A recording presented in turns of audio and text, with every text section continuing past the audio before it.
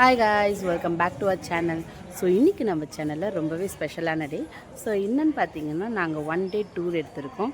One day tour வந்து வருஷம் நாங்கள் தான் பஸ் எடுப்போம். ஸோ இந்த வருஷமும் நம்ம தான் பஸ் எடுத்திருக்கோம். ஸோ நம்ம வந்து 4 கோயிலுக்கு போயிருக்கோம். இந்த கோயிலை முழுசாக சுற்றி பார்க்கறதுக்கு முன்னாடி வாங்க நம்ம வீடியோக்குள்ளே போகலாம்.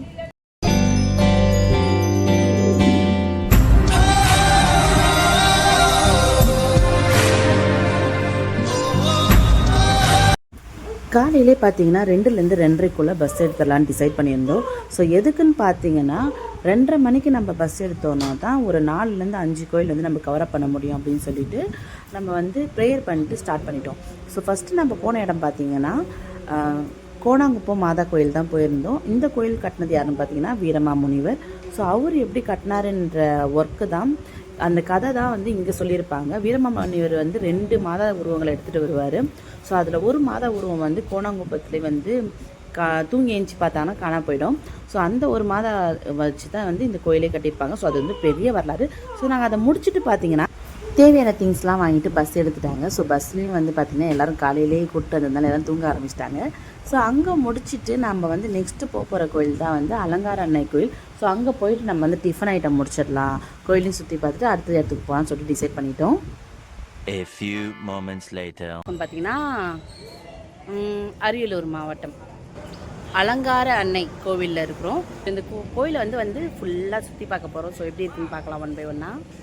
எம்மோ பெரிய மரம் பார்த்தீங்களா, கிட்டத்தட்ட பஞ்சாயத்து பண்ணுறதுக்கு மரம் வச்சுருக்க மாட்டாங்க. ஸோ அந்த மாதிரி ஒரு பெரிய மரம் வச்சுருக்காங்க.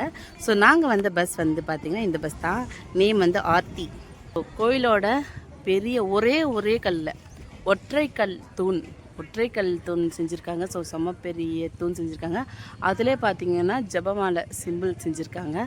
ஸோ ரொம்பவே வந்து எலகண்ட்டாக லுக்கிங்காக டிசைன் பண்ணியிருக்காங்க, கார்விங்ஸ் பண்ணியிருக்காங்க. ஸோ இதுதான் பார்த்திங்கன்னா entrance. Huge big temple.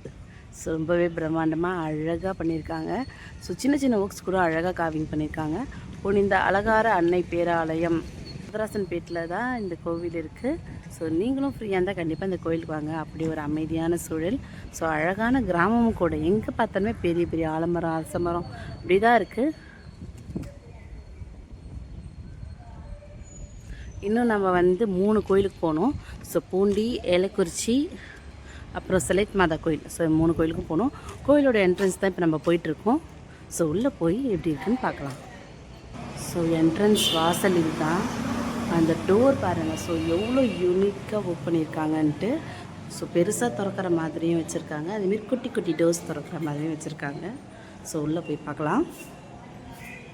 Wow,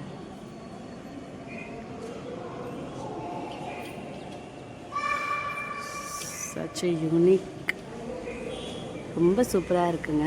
கண்டிப்பாக இந்த சைடு வந்தால் பத்ராசன்பேட் வந்து இந்த அலங்கார அன்னையை பாருங்கள். என் குட்டி பொண்ணு இங்கே ஒழிஞ்சிட்டு இருக்காங்க.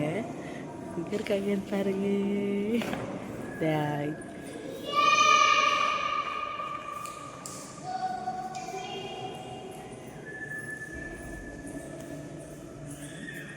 ஓ பப்பு வந்து அழுதுட்டாங்க.